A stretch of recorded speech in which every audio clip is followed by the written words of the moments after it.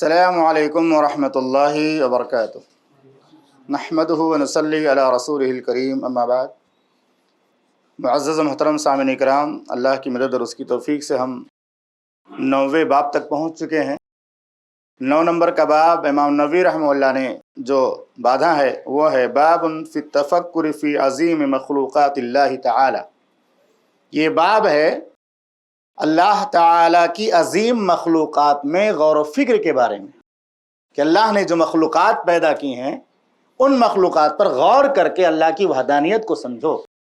ایک عربی شاعر کہتا ہے وَفِي كُلِّ شَيْءٍ لَهُ آیَةٌ تَدُلُّ عَلَىٰ أَنَّهُ وَاحِدٌ۔ ہر چیز میں اللہ کی قدرت کی نشانی ہے، جو اللہ نے مخلوقات کو پیدا کی ہیں ہر چیز میں اس کی نشانیاں موجود ہیں جو اس بات پر دلالت کرتی ہیں کہ اللہ ایک ہے، اللہ کا کوئی شریک نہیں، اللہ جیسی قدرت کسی کے پاس موجود نہیں۔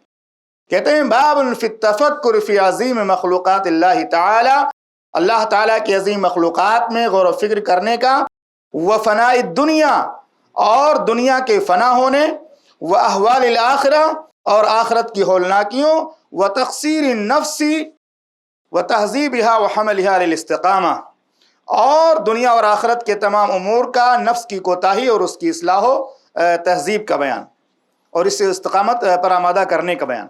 تو یہ باب بڑا اہم ہے، اور اس باب میں امام نووی رحمہ اللہ نے چند جو ہے آیات کو رکھا ہے، احادیث اس میں نہیں ہیں۔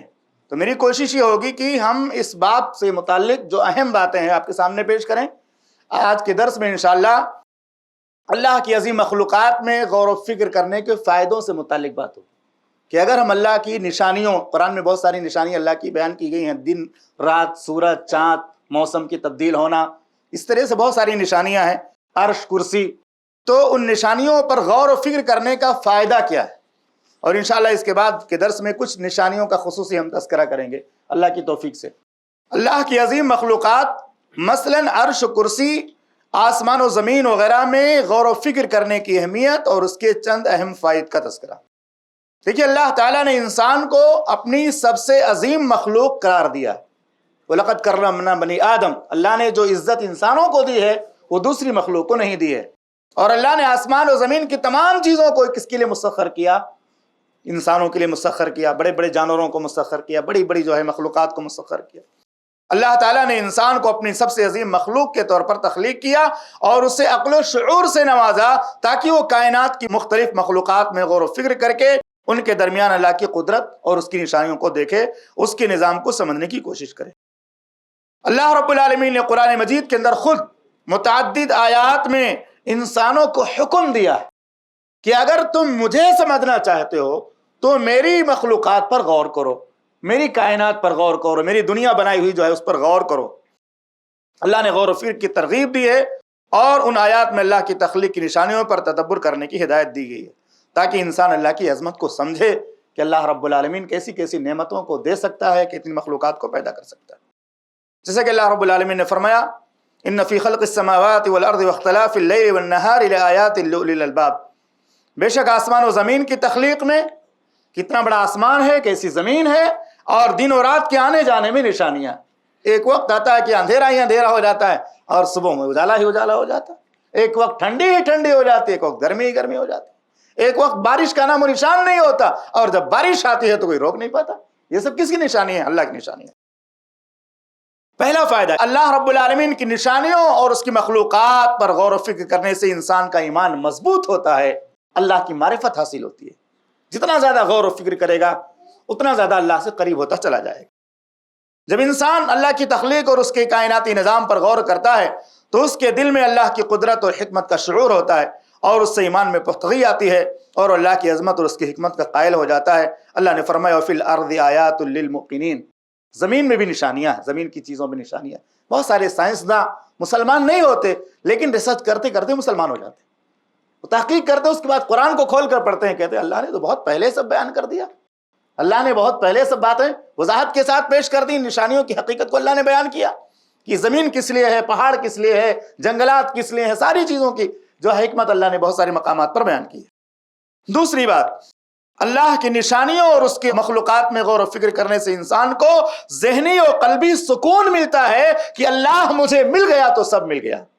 یہ سب کچھ کرنے والا اللہ ہے تو ہماری ہر بگڑی بنانے والا اللہ ہے، ہمارے معاملات کو بگڑے ہوئے درست کرنے والا اللہ ہے۔ اتنی طاقت جس کے پاس ہے تو ہمیں اب کسی کی ضرورت نہیں ہے۔ آدمی کے دل میں اللہ کی قدرت اور اس کی حکمت کا شعور پیدا ہوتا ہے، اس سے ایمان میں پختگی ہوتی ہے۔ اسی طرح سے آدمی کا ایمان مضبوط ہو جاتا ہے، اور آدمی جب اللہ کی مخلوقات پر غور کرتے کرتے اللہ تک پہنچ جاتا ہے تو اس کے دل کو سکون مل جاتا ہے۔ ہر انسان کو ایک تجسس ہوتا ہے، کتنے لوگ دنیا میں، کوئی شجر کی پوجا کر رہا ہے، کوئی حجر کی پوجا کر رہا ہے، کوئی جو ہے کسی اور کی پوجا کر رہا ہے، کسی کو پتہ ہی نہیں کہ ہمارا معبود کون ہے، ہمارا خالق اور مالک کون ہے۔ لیکن اللہ کی نشانیوں پر غور کرتے کرتے جب انسان پہنچتا ہے اللہ کی وحدانیت تک، اللہ پر ایمان اس کو مل جاتا ہے تو اس کے دل کو سکون ملتا ہے۔ اللہ نے فرمایا الا بذکر اللہ تطمئن القلوب الذین آمنوا وتطمئن قلوبهم بذکر اللہ، الا بذکر اللہ تطمئن القلوب۔ اسی طرح سے اللہ کی نشانیوں اور اس کی مخلوقات میں غور و فکر کرنے سے انسان کے علم اور اس کی معرفت میں اضافہ ہوتا ہے، انسان کے علم اور اس کی معرفت میں اضافہ ہوتا ہے۔ قرآن کی بہت ساری آیتوں میں اللہ نے غور و فکر کا حکم دیا۔ ایک مرتبہ ہم لوگوں کو سائنس کے تعارف کے لیے علی گڑھ بلایا گیا تھا، تو وہاں میں نے ایک بات وہاں کے اساتذہ سے کہی تھی کہ دیکھیے ہمارے پاس جو قرآن ہے اس کے اندر جو عقیدے سے متعلق باتیں ہیں وہ بالکل فکس ہیں، عقیدے سے متعلق، ایمان سے متعلق، جو بھی احکام سے متعلق جو باتیں ہیں حدیث کی روشنی میں واضح ہیں، ان میں زیادہ غور و فکر کرنے اور جھگڑا کرنے کی گنجائش نہیں۔ لیکن سارے کے سارے علماء ان آیتوں پر ہی جھگڑتے ہیں جو محکم ہیں، جو قرآن کی آیتیں ہیں جس میں اللہ کی وحدانیت کا تذکرہ ہے، غیر اللہ کی عبادت سے منع کیا گیا ہے، غیر اللہ سے دعا کرنے سے منع کیا گیا، انہی آیتوں کو گھما گھما کے ادھر سے ادھر، ادھر سے ادھر، ہر کوئی اپنے مطلب کی بات نکالتا ہے۔ لیکن جن آیتوں میں اللہ نے آزادی دی ہے کہ آسمان میں غور کرو، پہاڑوں میں غور کرو، جنگلات میں غور کرو، سمندروں میں غور کرو، زمین میں غور کرو، وہاں کوئی غور نہیں کرتا۔ ان آیتوں کی تفسیر میں اگر کسی کو کہا جائے کچھ بیان کرو، ایک ہی منٹ میں بات ختم ہو جاتی ہے۔ اور جن چیزوں میں زیادہ غور و خوض کرنے کا اللہ نے حکم نہیں دیا ہے، کہ اللہ نے نبی صلی اللہ علیہ وسلم نے جو آیت کا مطلب عقیدے سے متعلق بتایا، احکام سے متعلق، اتنا ہی مانو، آگے مت بڑھو۔ اس میں سب جھگڑتے ہیں، پوری طاقت اس میں صرف کرتے ہیں۔ لیکن جہاں نشانیوں پر غور و فکر کرنے کی بات آتی وہاں ہمارے پاس کوئی علم نہیں ہوتا، کیونکہ ہم غور کرتے ہی نہیں۔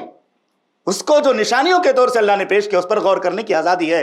اب کتنا بھی کھینچتے جاؤ، اس کے اندر تفسیر کرتے جاؤ، پہاڑوں کے بارے میں، جنگلات کے بارے میں، کون آپ کو منع کرتا ہے؟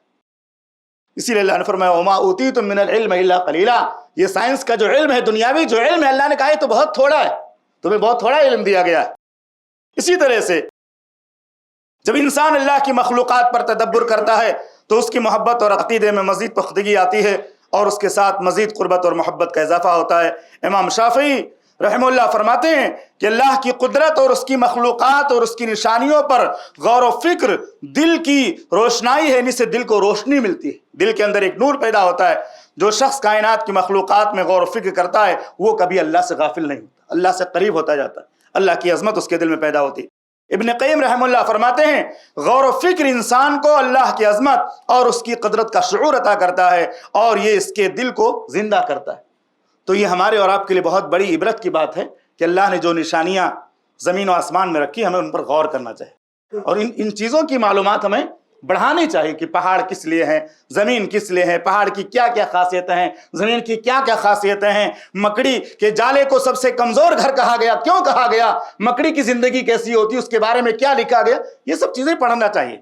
اس میں کوئی پابندی تو ہے نہیں، جو ریسرچ جیسا بھی آپ کریں گے اتنا زیادہ آپ کا علم بڑھتا جائے گا، لیکن ہم اس اعتبار سے نہیں اس کو پڑھتے، یعنی سائنسی اعتبار سے جو نشانیاں اس پر ہم غور نہیں کرتے۔ اللہ سے ہمیں توفیق مانگنی چاہیے کہ ہم جو نشانیاں ہیں ان پر بھی غور کریں، جو اللہ نے نشانیوں پر غور کرنے کا حکم دیا ہے اس کے بارے میں جو کتابیں ہیں اس کو بھی پڑھنا چاہیے۔ یہ صرف مسلکی اور عقیدے کے اختلاف کے بارے میں جہاں اختلاف کرنے کا حکم اللہ نے نہیں دیا وہاں اختلاف کر رہے ہیں، اور جس میں آگے بڑھنے کا حکم دیا اس میں آگے نہیں بڑھ رہے۔ اسی لیے ہم دیکھتے ہیں کہ مسلمان اس قرآن سے جتنا فائدہ نہیں اٹھا رہے دوسرے لوگ فائدہ اٹھا رہے ہیں، اس قرآن کے علوم سے دوسرے لوگ مسلمانوں سے زیادہ مستفید ہو رہے ہیں، کیونکہ مسلمانوں کی 90% جو تعداد ہے وہ قرآن کو صحیح دیکھ کر پڑھ نہیں پا رہی ہے، اس کو صحیح سے دیکھ کر پڑھنا نہیں آتا، اس کے مفہوم کو سمجھنا تو بہت دور کی بات ہے۔ اور دوسرے لوگ کتنی تحقیقات کر کے ہمارے خلاف کیسے محاذ کھڑا کرتے ہیں، کیسے اعتراضات کرتے ہیں پڑھ پڑھ کر۔ اللہ سے دعا ہے کہ رب العالمین ہمیں قرآن سے جڑنے اور قرآن سے محبت کرنے اور قرآن کو صحیح معنوں میں سمجھنے اور اپنی نشانیوں پر غور و فکر کر کے رب العالمین تو ہمیں مزید ایمان میں پختگی عطا فرما اور ایمان کے ساتھ موت نصیب فرما، آمین۔ وصلی اللہ علیہ نبی۔ ایسے ہی فائدے مند اسلامک ویڈیوز دیکھنے اور منہج سلف پر کتاب و سنت کی تعلیمات کو عام کرنے میں ہمارا تعاون کرے، تاکہ آپ کے لیے ذریعہ نجات، جنت کے حصول کا سبب، ساتھ ہی مال میں برکت و اضافے کا ذریعہ بھی بنے۔ آمین۔ جزاک اللہ خیرن۔